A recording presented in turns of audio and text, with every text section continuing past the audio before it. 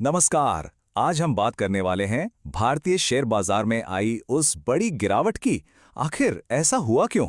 चलिए जरा आंकड़ों के पीछे की कहानी को समझते हैं। तो बात है शुक्रवार 13 फरवरी 2026 की। ये दिन इंडियन मार्केट्स के लिए किसी बुरे सपने से कम नहीं था। मतलब हर तरफ सिर्फ लाल ही लाल, चौतरफा बिकवाली का माहौल था। और जो आंकड़े सामने आए वो गिरावट की कहानी खुद ब खुद बयां कर रहे थे। सबसे पहले देखिए सेंसेक्स को। बीएसई सेंसेक्स 1000 से भी ज्यादा पॉइंट नीचे। इसने तो इन्वेस्टर्स के बीच मानो खलबली ही मचा दी। अब देखिए सेंसेक्स भारत की 30 सबसे बड़ी कंपनियों का हाल बताता है। तो इतनी बड़ी गिरावट का सीधा मतलब है कि बड़े बड़े दिग्गज शेयर्स भी बुरी तरह पिट रहे थे। और कहानी सिर्फ सेंसेक्स पर ही खत्म नहीं हुई। निफ्टी 50 को देखें तो वो भी 336 पॉइंट लुढ़क गया। मतलब दिन के आखिर में करीब 1.5% की गिरावट।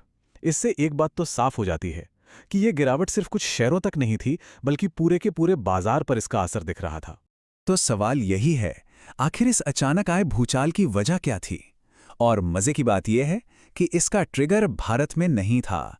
जी नहीं, इसकी जड़ें तो कहीं और, दुनिया के दूसरे कोने में थीं। इस पूरी कहानी को समझने के लिए हमें चलना होगा अमेरिका, वॉल स्ट्रीट की तरफ। हुआ ये कि वहां के टेक्नोलॉजी शेयरों में जबरदस्त बिकवाली हुई। और इस पूरी बिकवाली की वजह सिर्फ एक छोटा सा शब्द था, एआई। असल में अमेरिका में यह डर फैल रहा था कि आर्टिफिशियल इंटेलिजेंस यानी एआई आने वाले वक्त में कई बड़ी बड़ी इंडस्ट्रीज को पूरी तरह से बदल कर रख देगा। और बस इसी डर ने वहां के इन्वेस्टर्स को अपने शेयर बेचने पर मजबूर कर दिया। अब देखिए, वॉल स्ट्रीट के इस गिरावट का असर भारत के टैक्स सेक्टर पे पड़ना तो लाजमी था। ये ग्लोबल मार्केट्स ना एक दूसरे से पूरी तरह जुड़े हुए हैं। तो जब अमेरिका में टैक्स शेयर गिरे तो इसका सीधा सीधा असर हमारी इन्फोसिस और विप्रो जैसी बड़ी आईटी कंपनियों पर भी पड़ा। दबाव बनना तो तय ही था। अच्छा, तो ये तो हुई ग्लोबल कहानी। अब देखते हैं कि इस बिकवाली का हमारे अपने घरेलू बाजार पर, मतलब इंडिया में, क्या और कैसा असर हुआ। कौन कौन से सेक्टर्स सबसे ज्यादा पिटे? तो जैसा कि हम सोच ही रहे थे, सबसे बुरी मार पड़ी आईटी सेक्टर पर। निफ्टी को नीचे खींचने में इसका बहुत बड़ा हाथ था। लेकिन कहानी यहीं खत्म नहीं हुई। ये डर सिर्फ टेक तक नहीं रुका। रियलिटी और मीडिया जैसे सेक्टर्स में भी डबल डिजिट, मतलब 10% से ज्यादा की गिरावट देखने को मिली। अब अगर हम सीधे कंपनियों पर आएं तो निफ्टी 50 के टॉप लूजर्स में सबसे ऊपर नाम था हिंडाल्को इंडस्ट्रीज का। मेटल सेक्टर का ये दिग्गज सबसे ज्यादा टूटा। और लिस्ट में हिंदुस्तान यूनिलीवर और अदानी एंटरप्राइजेस जैसे बड़े नाम भी शामिल थे। जैसा मैंने कहा, गिरावट सिर्फ टेक तक नहीं थी। मेटल सेक्टर, जो पिछले 5 दिनों से लगातार बढ़ रहा था, उस पर भी जबरदस्त सेलिंग प्रेशर आया और उसकी तेजी पर ब्रेक लग गया। इससे पता चलता है कि मार्केट में डर का माहौल कितना ज्यादा था। तो ये तो हो गए नंबर्स, लेकिन ये आंकड़े कहानी का सिर्फ एक पहलू है।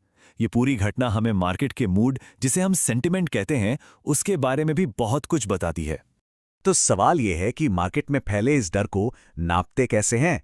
इसके लिए एक बहुत ही दिलचस्प इंडिकेटर है, एक ऐसा इंडेक्स जो बाजार की नब्ज पकड़ता है। और वो है इंडिया विक्स। इसे फेयर इंडेक्स या डर का सूचकांक भी कहते हैं। और उस दिन इसमें एक जबरदस्त उछाल आया। अब विक्स का बढ़ना, इसका सीधा सा मतलब है कि इन्वेस्टर्स को लग रहा है कि आने वाले दिनों में मार्केट में और भी ज्यादा उठापटक होने वाली है। और इसी से घबराहट का माहौल बनता है। तो कुल मिलाके मार्केट पर मंदी का रुख हावी था। मतलब बेचने वाले, जिन्हें हम बियर्स या मंदड़िए कहते हैं, वो खरीदने वालों पर पूरी तरह से हावी थे। और ये तो सिंपल है, जब बेचने वाले ज्यादा हों और खरीदने वाले कम, तो कीमतें नीचे ही जाती हैं। अब ऐसे माहौल में सबके मन में एक ही सवाल है, आगे क्या? अब क्या होगा? तो चलिए देखते हैं कि मार्केट एक्सपर्ट्स का इस पर क्या कहना है। जियोजित फाइनेंशियल सर्विसेज जैसे एक्सपर्ट्स का मानना है कि हो सकता है कि मार्केट अभी थोड़ा और नीचे जाए।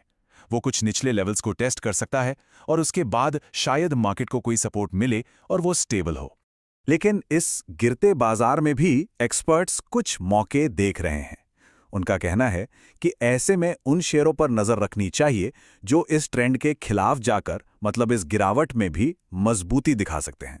जैसे एक उदाहरण है इंजीनियर्स इंडिया का स्टॉक। कुछ एनालिस्ट्स ने इसमें खरीदारी की सलाह दी है। और सिर्फ सलाह नहीं, पूरी स्ट्रैटेजी के साथ। मतलब किस प्राइस पर खरीदना है, टारगेट क्या रखना है, और सबसे जरूरी स्टॉप लॉस क्या होगा। यानी अगर शेयर नीचे जाता है तो अपना नुकसान कहां पर रोकना है। और ये सब हमें एक बहुत बड़े सवाल पर लाके छोड़ देता है।